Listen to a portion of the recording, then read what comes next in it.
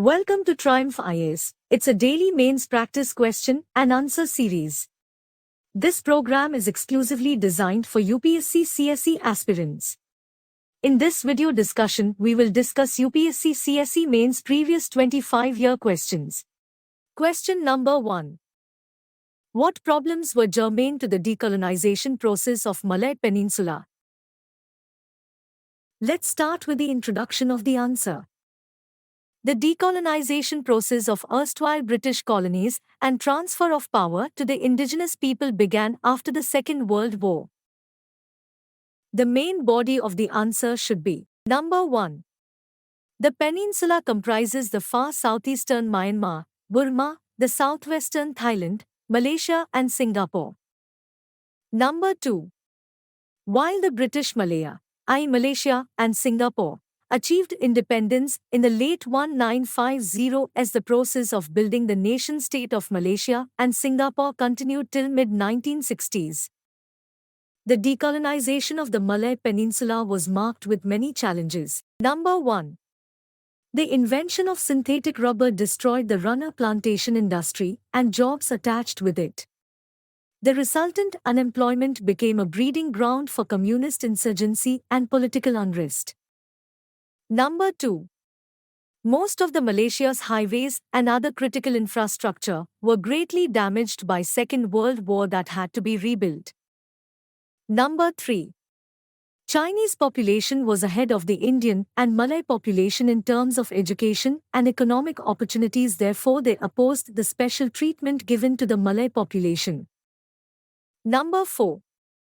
This resulted into racial riots and a state of emergency after the second general elections. Number 5. Singapore proposed a federation of Malaya composed of British Malay, Borneo, Sarawak and Singapore, but it was opposed by Indonesia, Philippines and Brunei. The conclusion of the answer is: the economies and politics of Malay Peninsula countries largely remained in a fragile state by these events and uncertainties. In brief, removal of poverty, economic development, racial integration, communist insurgency and merger of Singapore were the prominent challenges germane with the decolonization of Malay Peninsula. Question number 2. Do government schemes for uplifting vulnerable and backward communities by protecting required social resources for them lead to their exclusion in establishing businesses in urban economies? Let's start with the introduction of the answer. Most of the mega government schemes meant for uplifting the vulnerable and backward communities like MGNREGS, NRLM, etc. restrict the choices and undermine the potential of vulnerable and backward communities. While these schemes and policies are based on the principle of redistributive justice, they often have some unintended outcomes. The main body of the answer should be number 1. When compared to urban areas which are hub of entrepreneurial activities, rural areas often offer limited opportunities. Number 2. Since the entrepreneurial abilities of these people are not encouraged by state, they fail to reap the benefits of free market economy. Number 3. The modern labor laws and increased labor cost due to the regulations by the government discourage them to establish business in rural areas. Number 4.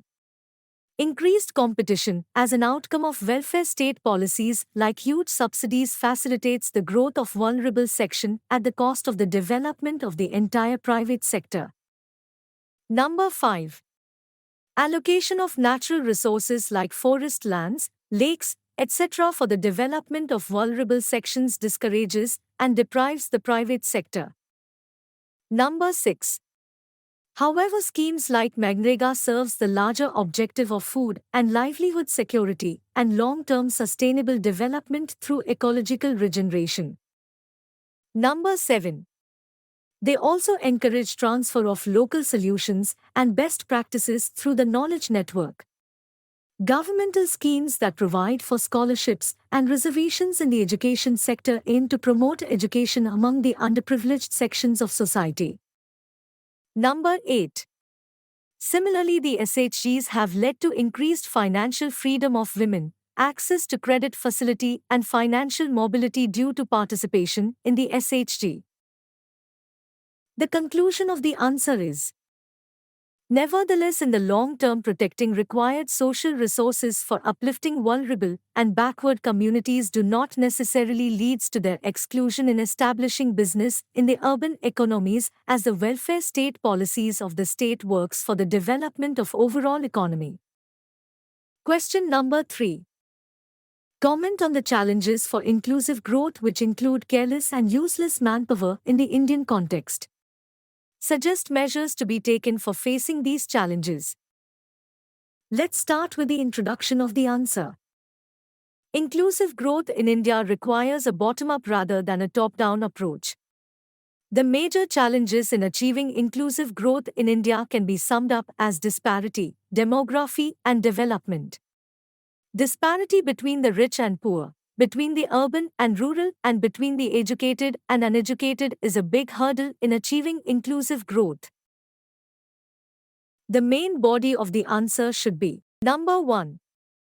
Half of the India's population is young, which can be converted into efficient workforce for the world by providing them with nutrition, skills, and job opportunities.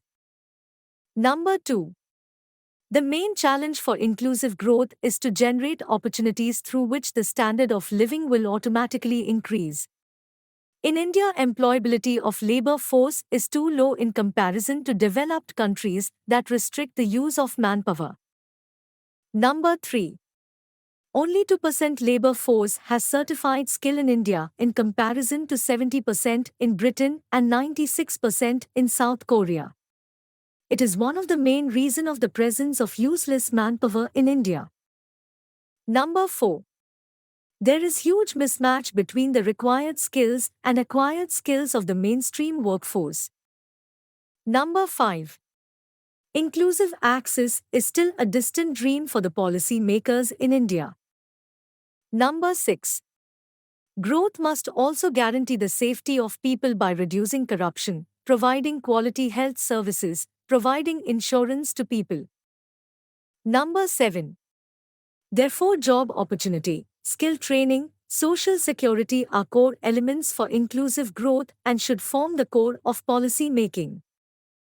Number 8. Government must increase spending in rural areas in building roads, creating employments, education, agriculture, electrification, and connectivity. Number 9. Higher expenditure on agriculture, health and education, employment, and MSME credit will all aid active inclusion. Number 10. Vocational training, skill development, e-governance, direct benefit transfer along with gender budgeting should be priority of the government. The conclusion of the answer is: social sector schemes like Magnrega, Sarv Shiksha Abhiyan, SSA, National Health Policy, Jan Dhan Yojana, etc. need to be implemented with a strong political will to bring about improvement in the respective areas.